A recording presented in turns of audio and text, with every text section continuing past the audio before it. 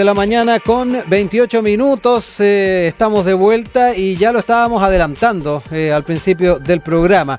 Queremos entrar en los temas de los desafíos a nivel país, muchos de ellos también que son desafíos comunes para el mundo, y no solamente por lo que implicó este fin de semana para nuestra ciudadanía, sino que además por distintas instancias que se han estado desarrollando. Y ya lo decíamos, tuvimos el resultado del plebiscito constitucional, surgen interrogantes de cómo se seguirá avanzando en la agenda, particularmente en las urgencias que el propio presidente Gabriel Boric llamó a privilegiar en el debate y a nivel de política.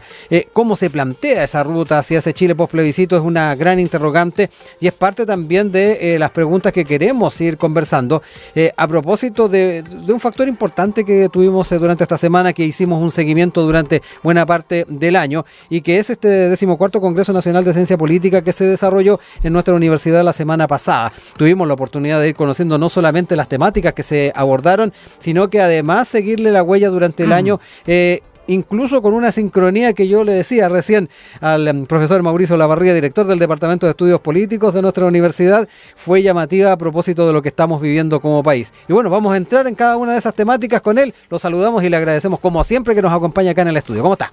Muy bien y muy agradecido también por la conversación que vamos a tener. Bueno, lo primero, antes de irnos tal vez a los temas fundamentales, ¿con qué sensación se quedaron después de la realización de este congreso? Y tomando en cuenta esa sincronía de la que yo le estoy hablando, hacía mucho sentido los temas que se estaban abordando. Bueno, muy satisfecho porque, mire, circularon por el congreso por lo menos 800 personas o más. Entonces fue un gran congreso, las salas llenas, tuvimos 425 ponencias articuladas en 20 áreas temáticas, 129 paneles, etcétera. Tuvimos sobre 250 alumnos, creo que 258 alumnos inscritos, 50 alumnos voluntarios, etcétera. Es decir, hubo un gran movimiento y las opiniones que hemos recibido es de alta satisfacción, tanto por la comunidad de politólogos y colegas afines, como también por los objetivos alcanzados y por el plan desarrollado. Afortunadamente todo transcurrió conforme al plan que habíamos previsto, digamos. Desde ese punto de vista, muy satisfechos con los resultados del Congreso. Y también con los contenidos. Sí. Como le comentaba, las conferencias magistrales fueron estupendas, con académicos de muy alta significación, las mesas redondas también. El día viernes al mediodía tuvimos una mesa redonda con representantes, altos directivos de los partidos políticos, que la sala se llenó y la conversación fluyó muy adecuadamente y muy agradablemente también. Y luego tuvimos en el mismo viernes a última hora, ya en la tarde, el último mesa redonda sobre las encuestas, que se discutieron todos estos temas de las metodologías, cuáles eran las más certeras, etcétera. Entonces también revisamos todos esos temas y en los paneles se trataron todos los temas que estamos discutiendo: seguridad, temas constitucionales, exactamente, gobiernos subnacionales, transparencia, probidad, sistema político, etcétera, migraciones. Es decir, todos esos temas fueron abordados y fueron abordados con salas llenas. Y lo muy importante, que hubo también colegas jóvenes que están partiendo en sus carreras académicas que estuvieron ahí presentes. Entonces, lo interesante es que hay nuevas generaciones de cultores de nuestra disciplina que se están incorporando con muy buenas formaciones, con muy buenos trabajos, y eso ciertamente nos genera mucha satisfacción. Sí. Oiga, profesor, ya que estaba ahí citándonos algunas de las actividades que se desarrollaron, una mesa que yo creo que llamaba bastante la atención es efectivamente aquella que nos nombraba, Chile frente al plebiscito de salida, con presencia no solamente de académicos, sino que además de integrantes de partidos políticos. Hablemos un poquito cómo se dio esa dinámica, los diagnósticos que se hicieron, el nivel de realismo también para enfrentar el futuro. No teníamos los resultados del plebiscito, pero que me imagino que ahí se sacó en limpio otras cosas. Bueno, en general los partidos plantearon su perspectiva, y la idea central ahí es que, claro, cada uno de sus posiciones cada uno ve la realidad desde su punto de vista y en cierta medida, claro, se replica lo que hemos observado durante el plebiscito y estos días posteriores, claro. La verdad, es decir, no hay mucho nuevo bajo el sol, por decir, citando a la Eclesiastés de la Biblia. Cada uno lo ve a su manera, plantean sus opiniones, y lo interesante también el intercambio que hubo con los asistentes, con los colegas que tuvieron de público, preguntas muy interesantes, etcétera. Fue una buena sesión. Ahora, lo que hay que rescatar ahí también el tono respetuoso que hubo entre cada uno, ¿no? Constructivo entre cada uno de los actores políticos que ahí estuvieron presentes, que fueron, como le digo, directivos máximos de los partidos. En los dos partidos hubo vicepresidentes y en el otro presidente, todos con alta significación pública. Entonces fue un debate. Desafortunadamente el Evópoli, que era un partido que estaba confirmado, reconfirmado y requete confirmado, finalmente no llegó. Pero los demás sí llegaron, la UDI, Partido Socialista y Revolución Democrática sí llegaron con representantes máximos. Frente a aquello, y a propósito también de lo que nos mencionaba en su primera aproximación a lo que fue el Congreso propiamente tal, surge nuevamente la gran discusión respecto al sistema político.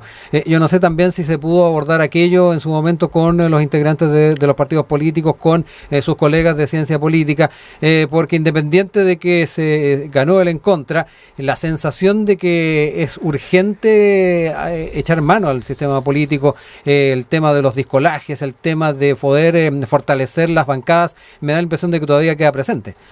Bueno, el tema lo abordaron los representantes de los partidos políticos, y yo le diría que hubo cierta convergencia, particularmente en algunos partidos que están en posiciones encontradas en el espectro, ¿eh? En el sentido de que, primero, reconocían la necesidad de reformar el sistema político, de disminuir la cantidad de partidos políticos, por un lado. En segundo lugar, disminuir también en cierta medida la cantidad de parlamentarios. En tercer lugar, un tema que también surgió con bastante fuerza, este asunto de la renovación y el límite a la reelección. Y ahí fue interesante porque uno de los partidos oficialistas, que a su vez fue oficialista durante el segundo gobierno de la presidenta Bachelet, que fue un fuerte sostén de ese gobierno, planteaba con mucha hidalguía que se equivocaron, ¿verdad? En el sentido de que este límite a la reelección había traído el ingreso de un conjunto de actores políticos sin mayor experiencia, sin mayor trayectoria, y que los temas de dificultad para llegar a acuerdos se habían hecho más presentes a partir de ese momento que hacia atrás, y en consecuencia eso afectaba a la gobernabilidad. Este representante político lo hizo muy presente, y hubo también una cierta convergencia en un partido que está en el otro lado del espectro político. Entonces fue muy interesante cómo hay un cierto opiniones convergentes, visiones convergentes. El punto central ahora es que eso lo traduzcan en acciones concretas, en reformas, porque también hay desincentivos, ¿verdad? Hay desincentivos, digamos. Los que están llamados ahora, dado el contexto que se produjo y el resultado del plebiscito, a generar esa reforma, digamos, al sistema político, disminuyendo la cantidad de partidos, aumentando el umbral, digamos, al 5% para tener escaños en el Parlamento, bueno, son los mismos que están hoy día y que pueden estar amenazados con esa situación. Entonces, vamos a ver cómo de este diagnóstico, de estas opiniones que van, a mi modo de ver, en un sentido que la ciudadanía está esperando, ahora lo traducen en acciones concretas y en decisiones. Nos mencionaba también la mesa redonda respecto a cómo leemos las encuestas de opinión pública, un tema que siempre salta a la palestra cuando tenemos estos eventos eleccionarios a la vuelta de la esquina, y se daba además la situación de que previo a lo que fue la elección del día domingo, teníamos ahí las encuestas tradicionales dando cuenta de un resultado que finalmente con números más, números menos se dio en la elección, y otras otras encuestas que venían desde fuera que daban un resultado completamente distinto. Y ahí es donde viene también la gran pregunta que se hace la opinión pública respecto a las metodologías, las intencionalidades también, muchos ponen en entredicho ahí a la hora de evaluarlas. ¿Cómo se dio también esa conversación, profesor? Bueno, se analizaron esos temas, se revisaron experiencias interesantes en Uruguay, Argentina y Chile, porque hubo invitados internacionales, ¿verdad? Y fue interesante en recoger, por ejemplo, las experiencias de Argentina y Uruguay, y particularmente la Argentina, en que ellos idealmente reconocieron que se habían equivocado en los pronósticos de la última... Pero también dijeron por qué. Y ese aprendizaje lo han recogido. Ahora, digamos, también fue muy interesante porque quien moderaba este panel es una colega en nuestro departamento, Carolina Segovia. Sí, que nos ha acompañado además. Exactamente. Y tenía, digamos, también ahí en la mesa otra muy destacada encuestóloga que es Paulina Valenzuela de Datavoz. Entonces, ellos expresaron las metodologías, expresaron sus confianzas. Y los resultados han demostrado que las encuestas chilenas tuvieron algo aproximado. También, digamos, recogieron los aprendizajes de los procesos anteriores que no estuvieron tan aproximados, ¿no es verdad?, en el plebiscito anterior. Sí. No, y uno se le viene a la memoria también la presidencial, donde se subestimó el porcentaje de Beatriz Sánchez, por ejemplo. Ahí yo me recuerdo que también hubo pero eso críticas. Es bastante más atrás. Mucho más atrás, haciendo un poquito de la historia. Sí. Entonces ahí, claro, ellos recogieron esos aprendizajes y afinaron su metodología. Entonces, en esta elección, en este plebiscito, las encuestas nacionales aparecieron bastante bien posicionadas, bien paradas, digamos, salieron. No es verdad, no exactamente, pero con unas aproximaciones razonables al resultado. Y en cuanto también a la percepción ciudadana de las propias encuestas, ¿se conversó algo también? Porque aquí estamos tal vez... Es que más bien se concentraron en las metodologías, los aprendizajes, cómo se aproximan, cómo, por ejemplo, la pandemia había cambiado también los métodos de encuesta, en el sentido de que estaban normalmente acostumbrados a hacer las encuestas cara a cara, etcétera. Y la pandemia llegó a un cambio que se instaló finalmente, porque muchas de las encuestas hoy día se hacen en línea y se hacen a través de paneles de personas que integran y que las van siguiendo en el tiempo. Y eso, digamos, hasta aquí, digamos, con todo el aprendizaje que ha habido desde ese tiempo hasta ahora, el resultado de este último plebiscito indicó que aparentemente aprendieron, digamos, recogieron aprendizaje, fueron afinando la metodología y estuvieron bastante bien en los pronósticos que ellos entregaron. Exacto. Oiga, entremos también en temas que además el propio Ejecutivo ha puesto en primera línea a propósito de las problemáticas que ha tenido que enfrentar en estos tiempos y que tiene que ver con la transparencia. También importante saber cómo vamos innovando en temas vinculados a acceso a información pública. Hubo una mesa redonda que estuvo moderada por el presidente del Consejo para la Transparencia, académico además de nuestra universidad, Bernardo Navarrete, y que contó además con la exposición, por ejemplo, la presencia de Manuel Villoria de la Universidad Rey Juan Carlos, los comentarios de Francisco Leturia, que también estuvo con nosotros y con usted en algún momento acá en el programa, consejero del Consejo de la Transparencia, expresidente además. De verdad que ahí hubo también una oportunidad de poder ir explorando esas temáticas que hoy por hoy también a la ciudadanía preocupan. Fíjese que sí, digamos, hay mucha preocupación, pero fue interesante, digamos, este panorama global que nos traen estos expertos internacionales que invitamos, ¿no? Porque nos sacan de la visión tan estrecha que a veces tenemos, como diría en el lenguaje popular, nos miramos el ombligo, ¿verdad? Y pensamos que somos. Y es bien interesante porque Manuel Villoria nos mostraba cómo esto se ve en Europa y, digamos, en España. Y los datos mostraban que no son muy distintos de las percepciones.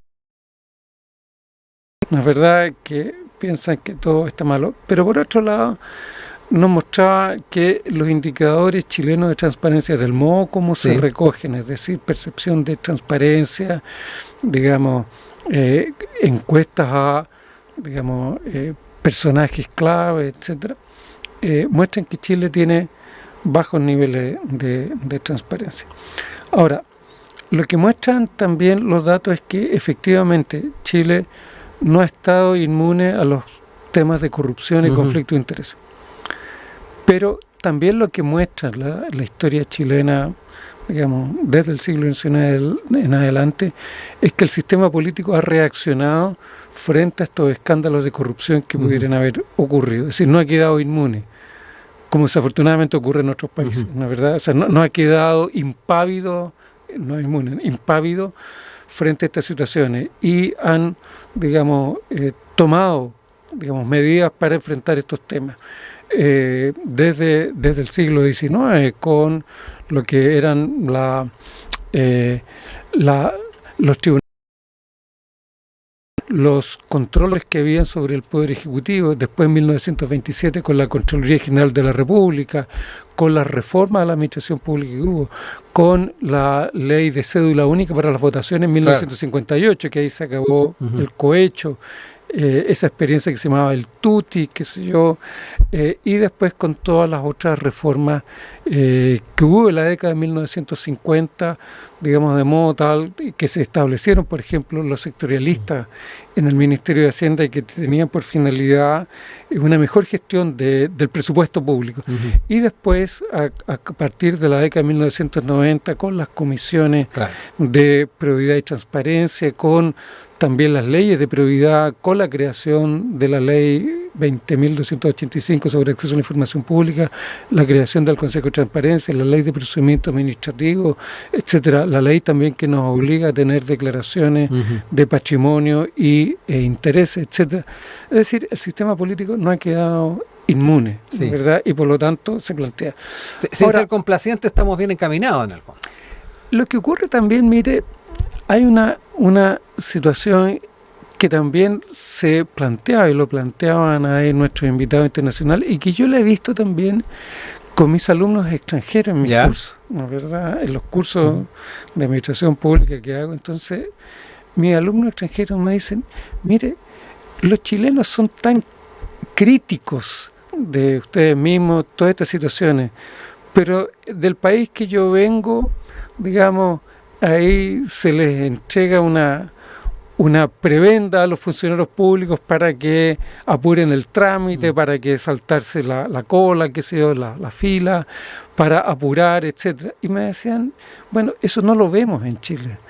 Rara vez al funcionario público, no quiero decir que no existe, pero no es, digamos, lo habitual que un funcionario público haya que generarle un pago adicional extra para que se apure la situación. Entonces, es cierto que estas situaciones ocurren, es cierto que somos críticos, y quizás porque somos muy críticos de nuestro sistema hayan habido estas reacciones del sistema político para generar estas cortapisas a los temas de corrupción y, digamos, conflicto de intereses. Profesor, hablemos también de los territorios. Hubo la oportunidad de conversar sobre gobiernos subnacionales, estuvo presente, sin ir más lejos, la alcaldesa Carolina Leitao.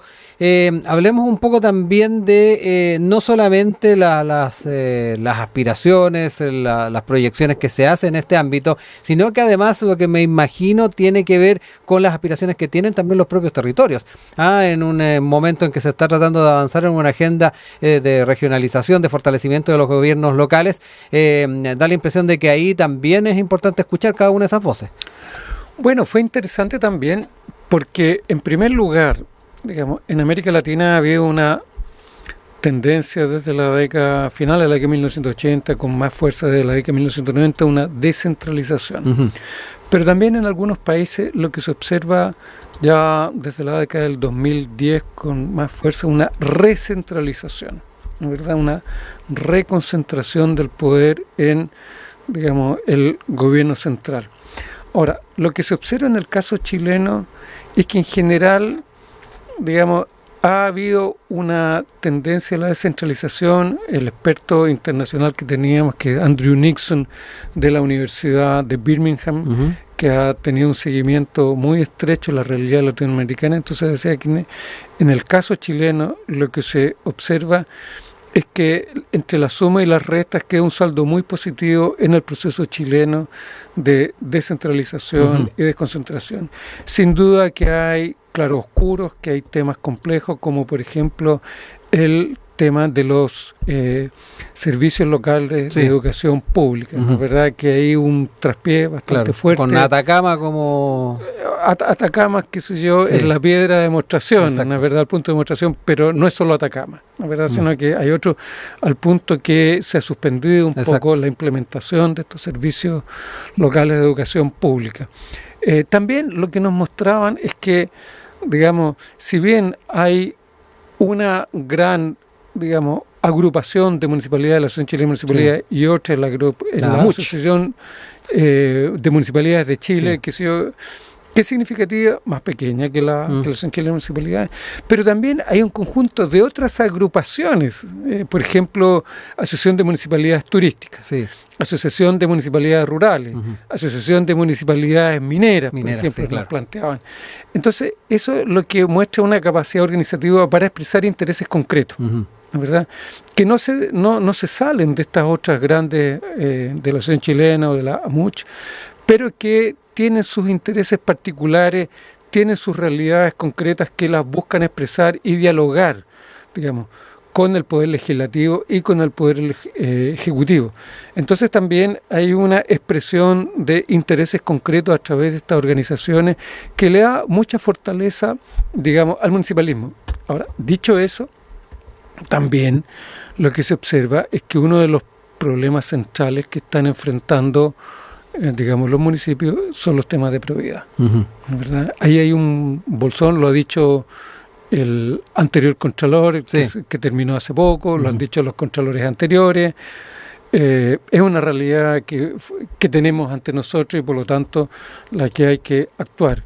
¿Cómo se actúa? Bueno, por un lado con los temas de legislación, pero también con los temas de formación y con los temas de creación de culturas de probidad, también a través de los procesos de formación, pero a través también de los procesos de capacitación, diálogo. Y ahí nuestro departamento está generando 2 diplomas muy interesantes que ya estamos cerrando en esta época con la Asociación Chilena de Municipalidad, en que tenemos un gran número de concejales como estudiantes, como alumnos, ¿no es verdad?, en un diploma de gestión pública municipal en que tratamos estos temas y un diploma en políticas públicas municipales también que abordamos estos temas del presupuesto, de transparencia, de probidad, de cómo se expresan los intereses municipales, públicos locales y cómo estos son recogidos por los gobiernos locales. Entonces, hemos tenido una agenda muy interesante, no solo en el Congreso, sino que también de actividad de nuestro departamento para enfrentar estos temas.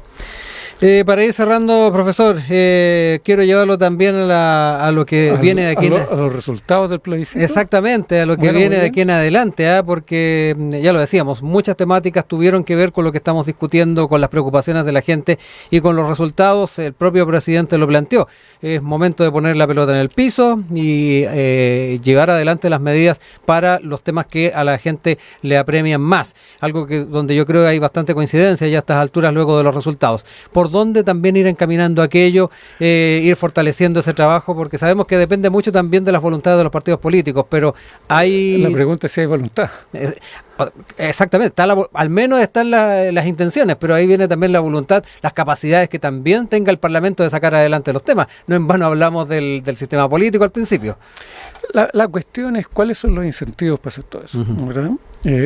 Mi opinión respecto al resultado del plebiscito es que terminó, digamos, por un cierto tiempo la discusión constitucional, vamos a ver por cuánto, y que finalmente lo que tenemos es que la Constitución vigente es la Constitución más popularmente legitimada de los 213 años de historia de Chile, ¿no es verdad? 1989, digamos, el plebiscito de esa época, luego el 2022, 2023, es decir, se le pusieron 2 textos constitucionales y se mantuvo esta anterior. Habría que agregar quizá, y aquí pienso yo que hubo un error del presidente Lagos, de no plebiscitar las reformas del 2005, ¿verdad? Otro sería la discusión probablemente hoy día. Es decir, hoy día ya no se puede decir que esta Constitución tiene problemas de legitimidad porque en 3 procesos con votaciones populares, digamos, ha sido legitimada. Ahora, ¿cuál es el mensaje ciudadano, digamos? ¿No es verdad?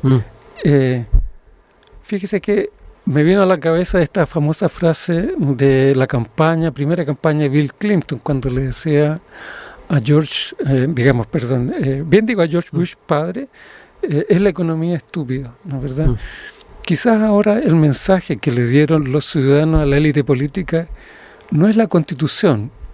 ¿Tendremos que pensar estúpido? No lo sé, no es verdad. Pero claramente es el mensaje, no es la Constitución, digamos, son otros los temas que abocarse. Ahora, ¿qué es lo que uno puede observar aquí? Digamos, yo lo que veo es que va a haber un atrincheramiento de los partidos, ¿verdad? De los partidos políticos. Más allá de las intenciones que se manifestaron después de los resultados. Bueno, ya lo estamos viendo. Bueno, está el tema de pensiones que ya están atrincherados, digamos, ¿no es verdad? Entonces, claramente, ¿no es verdad? ¿Por qué? Porque estamos con un calendario electoral muy intenso, entonces eso genera los incentivos para que cada actor le hable a su tribu, ¿no es verdad? El gobierno y el oficialismo le va a hablar a su tribu, no quieren perder el 30%, si dicen otra cosa distinta y llegan a unos acuerdos con la oposición que salen, digamos, de su plataforma que todos le conocemos, bueno, digamos, van a tener que ser un castigo, digamos, de sus electores. Por otro lado, la oposición también tiene desincentivos para acceder a todo lo que el gobierno quiere y en consecuencia cualquier transacciones de ahí va a generar, digamos, la oposición no tiene los incentivos, ellos los desdibuja frente a su electorado y, digamos, ellos tienen la expectativa de tener un resultado muy favorable en la próxima elección parlamentaria. Entonces, desde ese punto de vista, lo que yo observo es que, digamos, va a haber un atrincheramiento, como ya lo estamos viendo. Sí. Digamos, la propuesta que hizo el gobierno, digamos, ayer, digamos, es marcha atrás a lo que estaba en la discusión y los acercamientos que habían tenido, y eso no va a ser aceptable. Por otro lado, para ir cerrando, la pregunta es, yo creo que aquí viene el desafío, y se lo planteamos la pregunta a los dirigentes políticos que estuvieron en el Congreso. Bueno, aquí indudablemente las constituciones no son pétreas, la verdad, son reformadas a cierto tiempo. La pregunta central que uno le tenía que hacer a la élite política, ¿y esto va a ser con consulta al soberano? ¿O va a ser no quiero decir algo despectivo, pero va a ser un arreglo solo entre ellos, claro, digamos, ¿no es verdad? Y a mí, claro, un acuerdo de cúpula. A mi modo de ver, lo que ya se ha sentado el precedente es que tiene que ser con consulta al soberano. Puede ser que el Congreso acuerde normas, ¿no es verdad? Y está bien, ahí se produce el debate político. Pero finalmente la legitimación la da al soberano, la da a la ciudadanía. Y a mi modo de ver, aquí se ha establecido un precedente en que cualquier reforma constitucional tiene que ser con consulta finalmente a los mandantes, los ciudadanos. Quiero agradecerle, profesor Mauricio Lavarría, director del Departamento de Estudios Políticos de la Universidad de Santiago, que estuvo con nosotros para contarnos un poco de lo que fue esta instancia, pero también hacer esa bajada con lo que vivimos el domingo. Que esté muy bien, profesor, y gracias nuevamente. No, muchas gracias a ustedes y a plena disposición como siempre. Muy grato conversar con usted. Muchas gracias.